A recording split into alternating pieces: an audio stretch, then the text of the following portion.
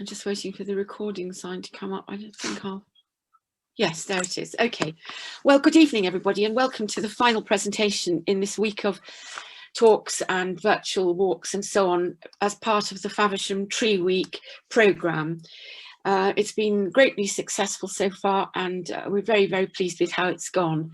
And tonight is our final talk, and we're really pleased to welcome Dan Carne, who is the officer, the Tree Meadow officer for the Woodmeadow officer for the Woodmeadow Trust, which is greatly concerned with establishing new woodlands on a traditional basis, so that we can actually get some kind of genuine biodiversity across our beautiful landscape. If you have questions during his talk, which will be about 20 minutes, please do put them into the chat, which you can find at the bottom of the screen, and we'll come to those at the end of his presentation. The Woodmeadow Trust runs, it's set up an amazing small nature reserve in Yorkshire. It's called Three Hags Meadow, and you can find details about that. I'm sure he'll be talking about it on their website. And their plan is to establish a network of these right across the United Kingdom. So obviously we in Kent, with all our woodlands, are very interested to see what he's doing, how and why. So without any further ado, I'll hand over to Dan, and we look forward to hearing your talk. Thank you. Oh, thank you, Griselda. That was a lovely introduction, and thanks again for inviting me to come and talk. So, and to all of you for tuning in. What I'd like to do to start is just ask you all to imagine that you're in a woodland. Now, it can be a wood that you know well, or one that you remember from your childhood, or just completely imaginary. But I want you to take a few moments just to acquaint yourself with your imaginary woodlands and drink in your surroundings. So look carefully around, easy as it. Look at the trees, look at the flowers, listen to the soundscape. Is there any bird song? Perhaps you can hear the crack of a twig as a small mammal moves unseen nearby. Now, the chances are you're all picturing something very different from one another. You might be walking through a conifer woodland. You might be sitting on a bench within an ancient woodland grove. For Chris, you might be in your own woodland, in your oak and hornbeam woodland just outside Faversham. But the woodland that I'm picturing is probably going to be very different from what my grandmother would picture. She was born in 1926, same year as the Queen and David Attenborough. And over the course of her lifetime, the UK landscape has undergone huge changes, almost beyond recognition. I'm going to very briefly summarise a few of those changes and how they relate to the habitats around us. So, they're fairly shocking statistics, I know, when you look at them. You may have heard them before, but since 1930, we've actually lost 97% of our lowland meadows. And at the same time, with most of those being put over to arable crop or reseeded with perennial ryegrass, since 1950, we've lost 90% of our traditional orchards and nearly 500,000 kilometres of hedgerows across the UK. Now, interestingly, over the course of the trend,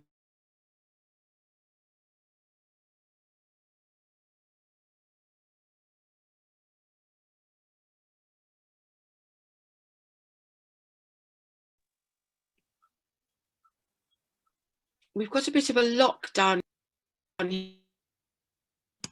This is kind of locked.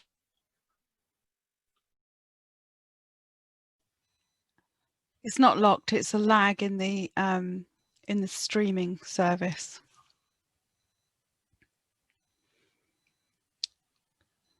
Dan, can you hear us? I can hear you fine. Just let me know when I seem to be back up to speed and I'll launch back into it. Well, I can hear you perfectly now, so let's go for it. Okay. Good. All right. Yeah. So.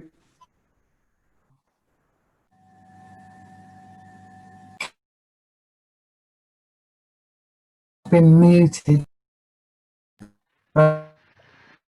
On again. It's frozen again.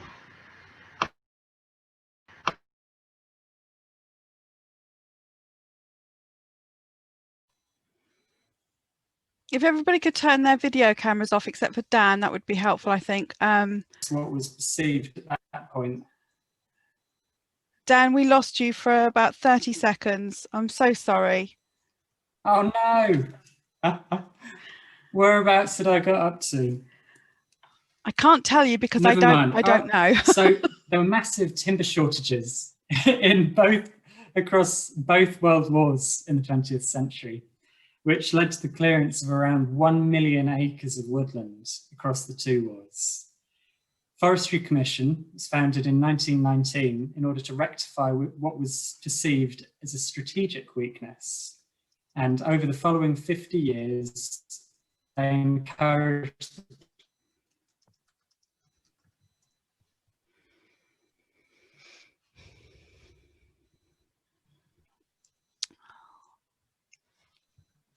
No, gone again.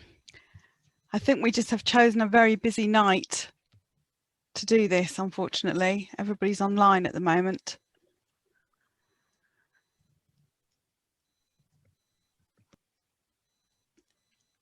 Dan, if I hand over hosting to you, is your internet service pretty good? I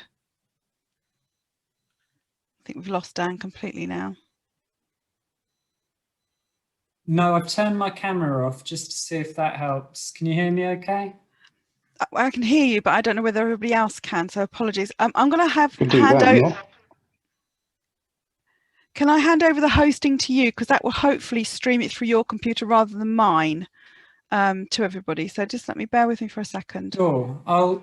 Nothing's coming up yet, but I'll keep an eye out for any request. I've actually made you the host now. Okay. Let's see if that makes a difference. Go for it. That seems to be okay at the moment. Right, okay. Well, you've probably all come across the term ancient woodland before. It was first developed by George Peterkin, patron of the Woodmeadow Trust, together with Oliver Rackham in the 1970s. And what the term is used for is to describe woods of ancient natural origin, as opposed to those that have been artificially planted. That's not to say that these areas have been unmanaged. However, they will have been continually wooded for at least around 400 years, which means that they've retained complex woodland ecosystems that haven't had a chance to develop in more recent plantations. So what makes them special and distinct it's nothing to do with the age of the trees, it's the complexity of the ecosystem. So the ground flora and what's actually taking place in the soil beneath the trees. In the UK, we've got over 250 plant species, which are either mainly or exclusively found within ancient woodlands because they're so slow to disperse. And the presence of these indicator species is key to identifying whether a woodland is ancient semi-natural habitat. Now, that's not to say that these so-called woodland plants can't occur outside of woodland, because they do. You know, this is a lovely example of a bluebell meadow in the Malvern Hills in Worcestershire. And other examples can include floodplain meadows across Europe full of wood anemone, or up here in County Durham, where I'm based, wood cranespill is characteristic of upland hay meadows, many of which don't have any trees in sight. But perhaps they used to. Even within woodlands, many of these woodland species are concentrated or confined to the areas of greatest floristic diversity along the messy edges and transitional habitats in the rides and glades and open spaces within the woodlands, which hopefully quite neatly brings us to the concept of a wood meadow, which traditionally, a wooded meadow is a sparsely wooded area which forms an intimate mixture of trees, shrubs, and wildflower meadow. It's historically a very common habitat across Europe, managed with an annual hay cut, often followed by grazing, and the trees would have been coppiced and pollarded, partly for timber, but also to provide winter livestock fodder. On the right-hand side of the screen here, you can see just bucket loads of lady's slipper orchid, which is often referred to in the UK as our rarest plant. It's thought to have gone extinct after over collection in Victorian times, but it was rediscovered. A single plant was rediscovered in the 1930s in a small woodland in the Yorkshire Dales. It's still very abundant in remnant woodmeadow habitats in Scandinavia and Eastern Europe. Now, this woodmeadow is in Estonia, and it's thought by many to be the most biodiverse site in Northern Europe. Now, for a little bit of context, a very, very diverse species-rich woodland might have 20 species of plant found within a single square metre. The very richest meadows in the UK, the floodplain meadows, and similar floodplain meadows across Europe, can have over 40 species of plant within a single square metre. Lailatu Woodmeadow has 76, which is just extraordinary. Absolutely great. How the value of this mixed woodland and meadow system is so much more than the sum of its component parts. Linnaeus, who came up with the modern taxonomic system that we use to describe all life on Earth, it's no surprise to me, he was born in a Swedish woodmeadow. One of the interesting aspects of these habitats is that they're completely dependent upon continued management. Unfortunately, many were abandoned over the course of the 20th century, with rural populations shifting to urban environments and mechanisation of farming. Majority of them were just left, and natural succession has led to this dramatically reduced floristic diversity in what are now fairly natural woodland systems. Now, woodmeadows have never been officially recognised. Sorry, I'm just admitting somebody. Woodmeadows have never been officially recognised in the UK, where we tend to compartmentalise the way that we view habitats. And that goes right back to the Domesday Book. However, some ecologists think that woodmeadows may represent the most ancient form of land management on the continent. So I'm going to just very quickly run through a quick potted history of woodland in the UK and hopefully make a convincing case for the long-term presence of woodmeadows throughout our history. So if we just start by rewinding to just after the last ice age, when trees had recolonised Britain. The traditional view of this time has been that Britain was just coast to coast, continuous.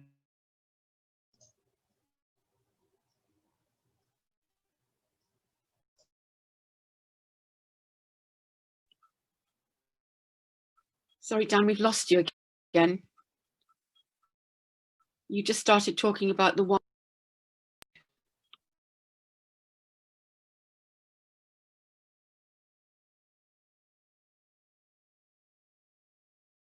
Opinion that the reality of the wildwoods was a much more mixed system comprising open woodland, scrub and grassland, with the kind of dynamic relationship maintained by the grazing and browsing of large herbivores such as bison, European bison pictured here in Poland, aurochs, which of course now extinct, and wild horses. And it wasn't until around 4,500 years ago when farming arrived in Britain. Humans have been in Britain on and off for around 1 million years, different species of humans, but around 4,500 years ago that Neolithic humans began to clear significant areas of woodland for crops and for livestock. And we also see the very first starts of coppice woodland systems around this time. There's an ancient path across the Somerset Levels, which is quite a famous example of coppice wood in Neolithic times. I think it's 3,800 years old. Now, interestingly, scythes didn't come along until much, much later. And so early livestock farmers were completely dependent upon tree hay to provide winter fodder for livestock. And so this is probably when the first wood meadows would have begun to develop.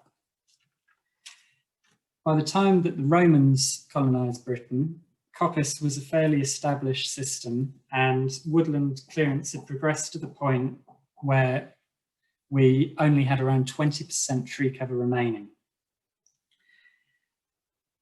Now, the Romans were extensively managing woodlands through coppicing, and whilst we don't have accurate maps of this time, it may be that some of our ancient woodlands that we know now were already present and being managed in this way. By the time that the Domesday Book was written in 1086, woodland cover in the UK had declined further to around 15%. And here we see the earliest written records of specific woodlands, sometimes detailing how they were managed. One example of this is Bradfield Woods in Suffolk, which some of you may know, which has been managed as a coppice with standard system for over 1,000 years.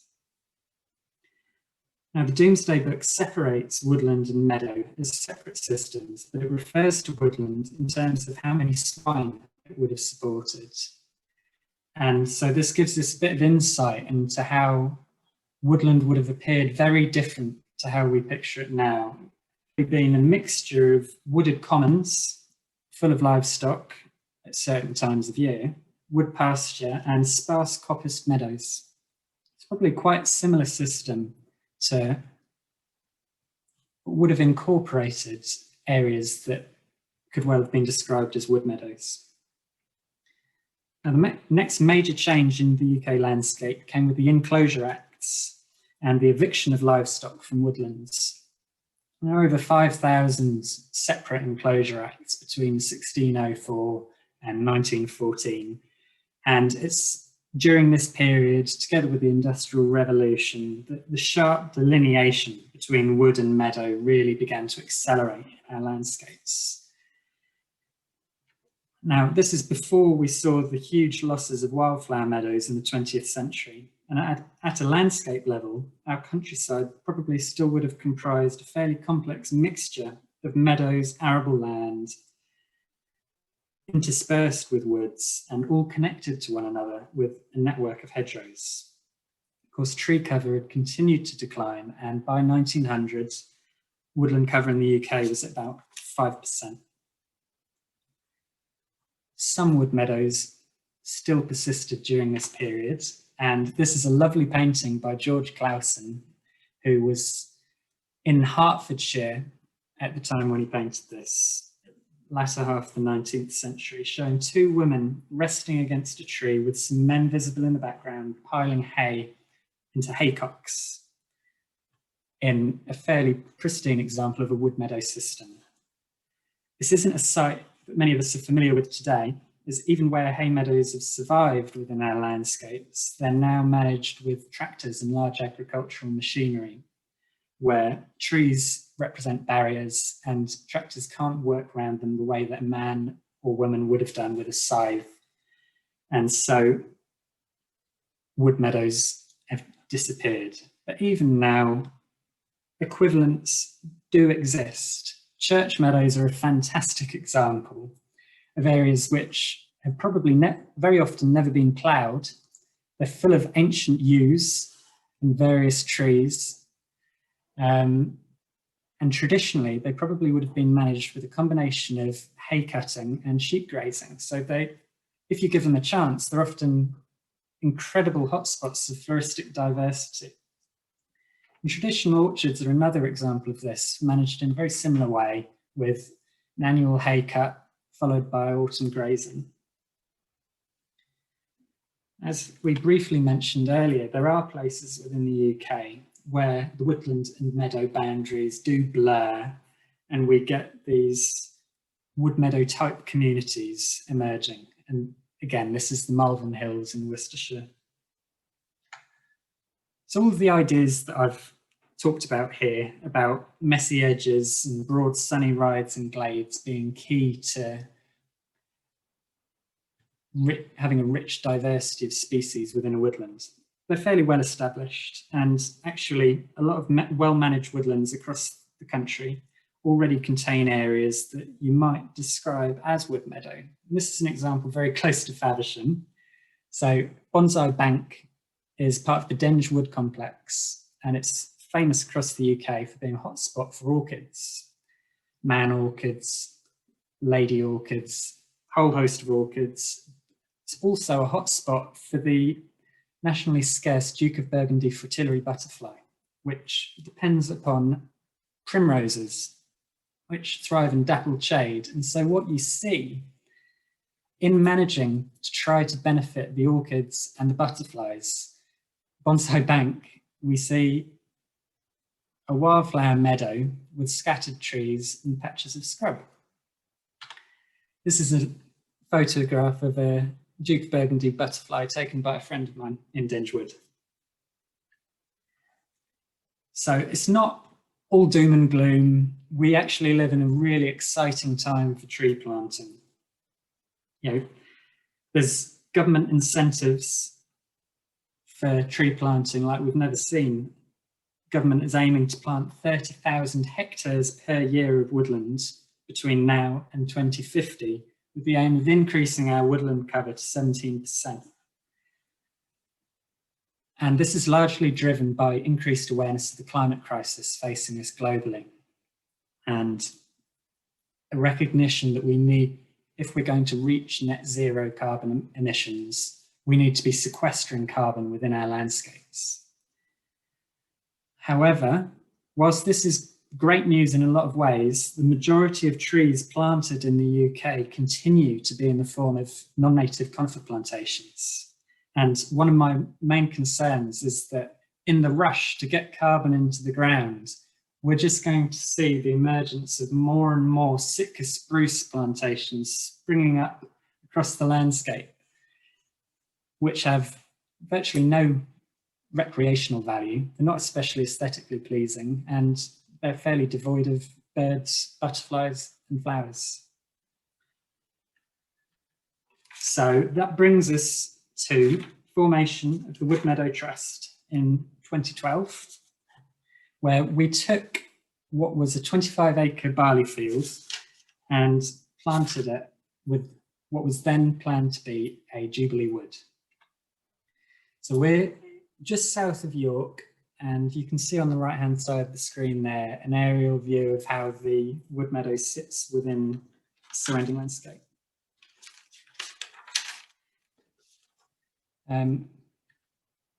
We knew from the outset that we didn't want, and that there was a big risk of, because we were planting on such nutrient-rich soil, that the thugs of the plant world, the thistles, the brambles, the nettles, would have a tendency to dominate, particularly where we left open areas to let the light reach in. So we wanted to find a way to capture the floristic diversity of natural woodlands and avoiding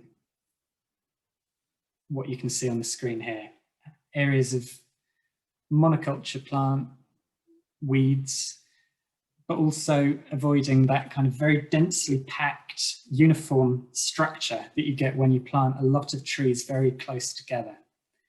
Again, on the right-hand side of the screen, you can see that this area is virtually devoid of flowers. So if you look at, this is Three Hags Woodmeadow, and shows you the rough outline of how we've laid it out. The vision is for a coppice with standards woodland system, very traditional form of management, with the idea that by managing different areas on rotation, we introduce structural diversity across the woodland, but also include quite large areas of open space. So the maximum amount of open space you're normally allowed within a wood that you plant is 20%.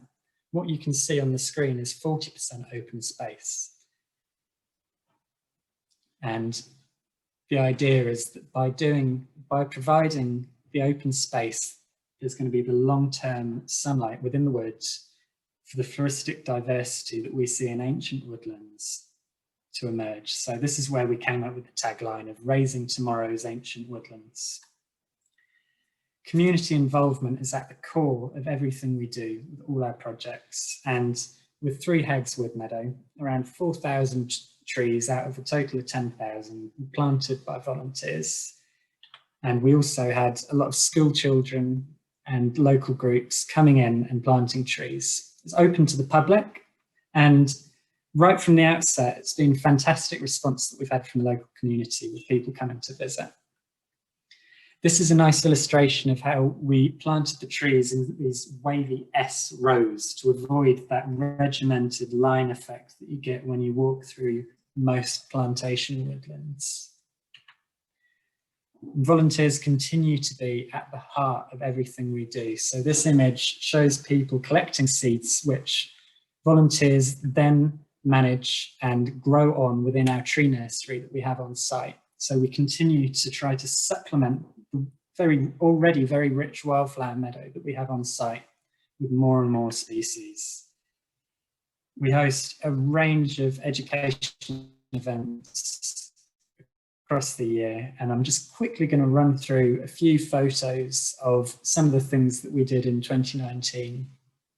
So these discovery days for families, school children coming into nature and the world around them, and providing these fact sheets for families to use when they come to the nature reserve, just to give them that added depth of engagement.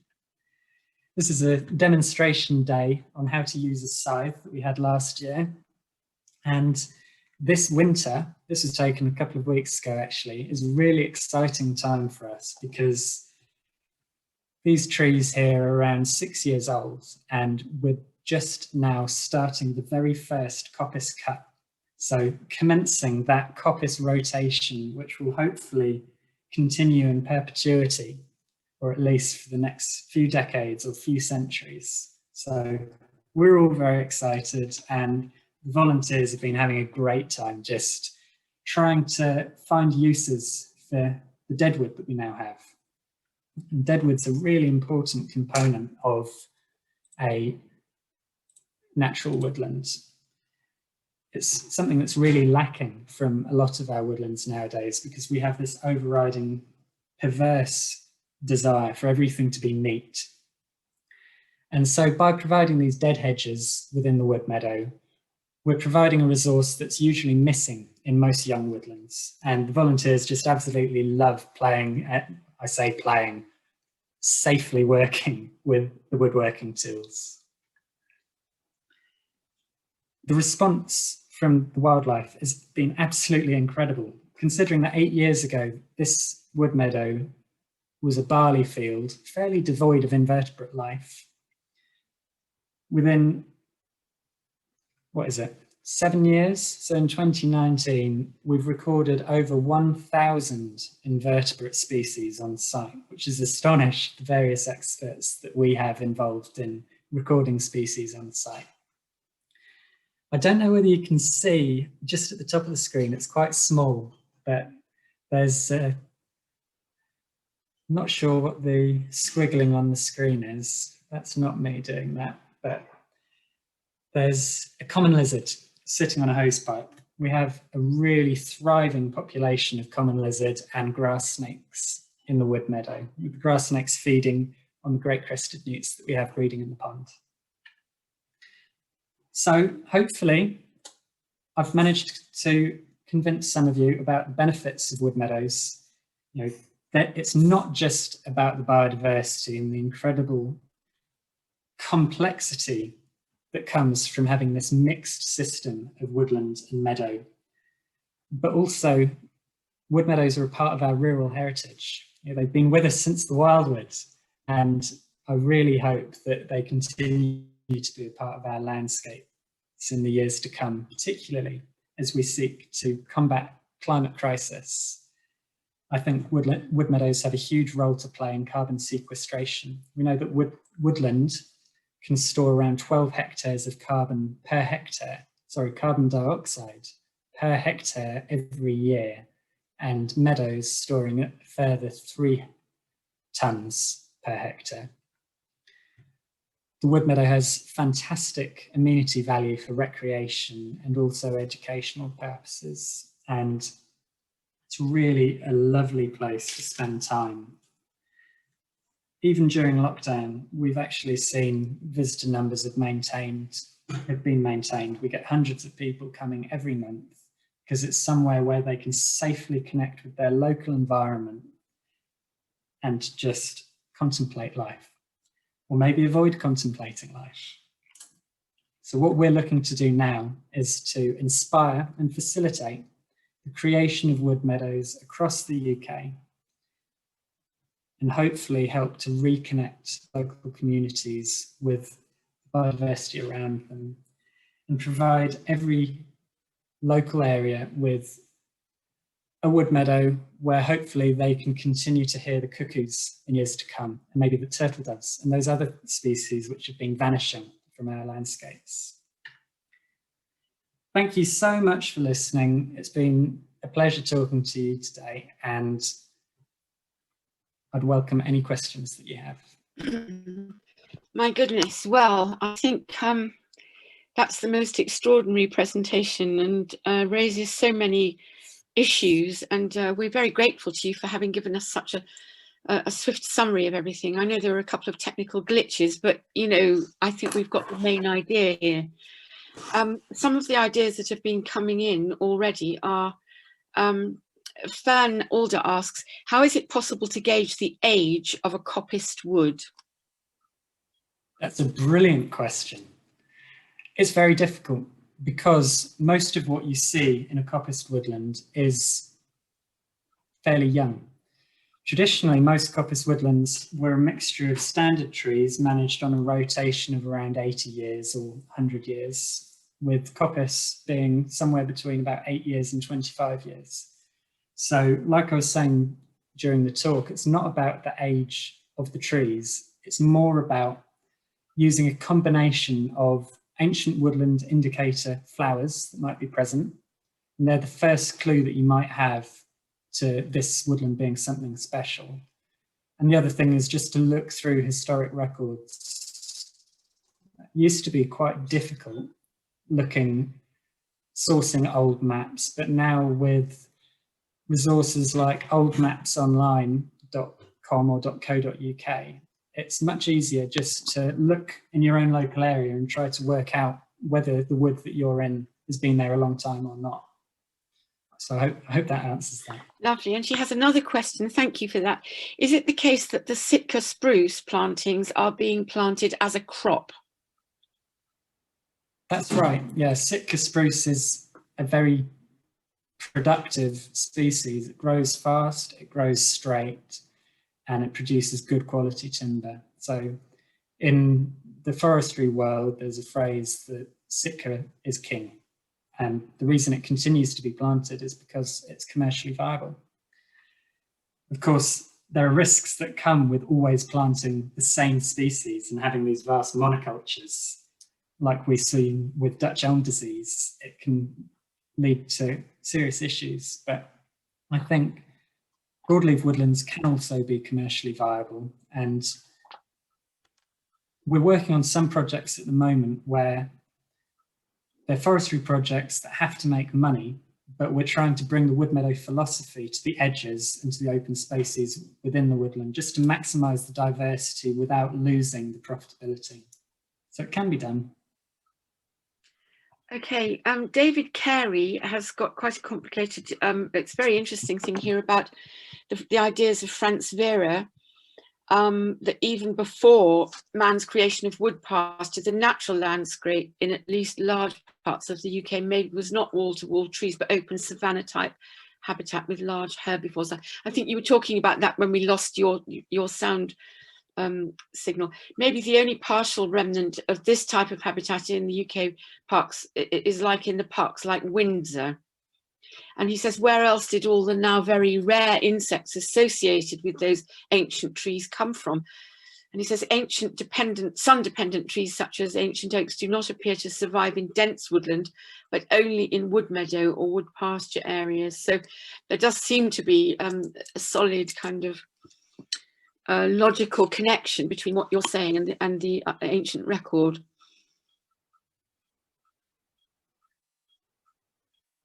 Oh, Sorry about that. I think that was my internet dropped out there. Yeah, I'm glad David brought it up. I don't know how much I can really add to that brilliant description, but yeah, oaks, hazels, hawthorns, elders, many of our native species are dependent upon sunlight and open space in order to germinate and grow. So the idea that all of these species were present within a densely packed, dark woodland is just completely unrealistic. So Franz Vera has completely changed the way that we consider the wildwood. Okay, now Angela Richmond Fuller says, do you bring in ancient woodland mammals and things like slugs and birds and fungi? No, I've not been involved in any projects like that. I know that during I think it was the High Speed 1 rail project, where it went through ancient woodlands, part of the mitigation scheme was actually translocating old coppice stools and ancient woodland soil to new woodland creation sites. Now, ancient woodland is obviously irreplaceable, and the woodlands that have been planted are nowhere near as diverse as what was lost. But it has been interesting to see that where the soil was translocated, the species richness is considered to be much greater than newly planted woodlands where that hasn't taken place. So I think there is a place for that, but I'd worry that the damage of taking things from an ancient woodland potentially outweigh the benefits of planting them elsewhere. Okay, and she says, thank you so much for this inspiring talk. And she just asks, is the woodland owned by a cooperative? So the question of ownership is very interesting. So the woodland, or the Woodmeadow, is run by the Woodmeadow Trust, which is a charity, and we're run by a board of trustees, we're not for profit. And the land itself is rented at a peppercorn rent from the Escrick Park estate. Right, so you had the backing of a landowner to help you with the thing. Exactly. Goodness, sorry about this. Can you recommend any good books on this subject? Oof, so many. Perhaps you can send us a list in due course and we'll put it onto the site. I think perhaps that's best. Okay. But if anybody is interested in planting a woodland or a wood meadow, they're very welcome to get in touch with me. I don't know whether my email's included in any. We'll put this onto the Facebook page. Do you have a species list for trees? Again, this is something that you could give us later. Yeah. Are there recommended native trees? And also, this is from Simon Joshua. I'd really love to have you speak at one of our online workshops for a London competition supported by our Borough Council. So I think this is a growing area of interest. There are suggestions here for places around Faversham, the Abbey Fields, wet woodlands. Interesting to know how we can increase its diversity. So David says we may generally be planting all the wrong types of woods for biodiversity, so we may be making mistakes and we need to take advice. I'd say, yeah, planting woodland of any kind is probably better than not. You're introducing diversity to the landscape, even if the habitat itself is not as diverse as it could be. But I'd say that combining multiple habitats and trying to increase diversity of structure, diversity of species, diversity of habitats within whatever area you're thinking about is always going to maximise the biodiversity that then comes as a result. I've got a couple of questions. One is that I've heard of things called forest gardens, which must be similar, but they've got the purpose of producing food. And is this something that you think is a good idea, or is it too much of a diversion? Does it interfere with the native ideas that you know, putting native species in? It seems to be another way of using land, using woodlands, but with multiple purposes. And I wondered what you thought about that. I think it's fantastic. I think if people need to produce food, and if people are going to produce food, what's the alternative to doing it within a mixed system? It's going to be just doing it without the trees. So it's interesting, the concept of a forest garden actually, I would argue, comes from the concept of wood meadow. So in 19th century Sweden, wood meadows were declining because they were no longer a commercially viable option. But over the first half of the 20th century, saw the emergence of what the Swedes called food gardens or food meadows or forest gardens, where they were similar to kind of wild orchards, but mixed with things like hazel and nut trees, where they were effectively wood meadows, but also they had the double commercial and economic benefit of producing food. So it's an interesting thing to look into. I think the concept of a wood meadow, it's not strict, it's flexible. It's more a philosophy that you can apply to different things. And a wood meadow can be any size. You could establish a wood meadow in your garden. The origin of parks could be argued to be rooted in wood meadows and wood pasture. So I wouldn't want to point fingers and say, you know, that's wrong, that's right. Okay, and because I know that we've got one very successful, well, in fact, in the area there are 2 or 3 natural graveyards, natural cemeteries that have been established, which have been so popular that they've actually been closed, but they seem to me to be another kind of wood meadow. I know there are some new ones planned in the area as well. Would you include those in your list? Absolutely, I would. And I'd encourage anybody who's involved in them to try to think about the wood meadow concept of maximising the biodiversity value. Excellent. Right, are there more questions? Does anybody else have more questions that they want to? I did have one question. You know, you talked about the nutritionally dense barley field. What do you do to reduce that? Because clearly for hundreds of years, or for a couple of hundred years, farmers have worked to raise the nutritional value of the soil. What do you do to suppress that if you need something milder? Yeah, it's difficult. Actually, when we did the soil sampling for the barley fields, we were told that the phosphorus levels were so high that we would never succeed in establishing wildflower meadow. We have. And there are various things that you can do. So traditionally, when establishing wildflower meadows, people often would strip the topsoil to try and reduce the nutrient load. And another approach is to deep plough the area to try and invert it so that the more nutrient-rich topsoil is buried beneath the subsoil. We didn't do either of those. And what we found is that initially the grass growth in the meadow was very vigorous. And so taking a main hay cut in mid to late July, as is traditional, just to give flowers long enough to flower and set seed and maintain floristic diversity. But often we'd follow that with autumn grazing, spring grazing, and sometimes you might find that you have to take 2 or 3 hay cuts over the course of the year. And every time you do that, if you take the grass off site, you're transporting nutrients out of the soil and away from the site. And so over the 8 years, the vigorousness, if that's a word, of the grass has declined. Fine, so it's all very manageable and it's difficult, but the key is consistent, timely management. Okay, thank you. Well, here we are. We've come to 8:15 now, looking at my ever-right watch over there. I think, unless there's more questions, I think we'll bring this to an end and say thank you very much indeed. I think you've got a rapt audience here tonight. You know, we've had 28 people on the list listening, and I know there'll be people who will pick it up on the recording. So thank you very, very much indeed, Dan, for your time and your care. And we're delighted to have had you, and we look forward to speaking to you again at another time.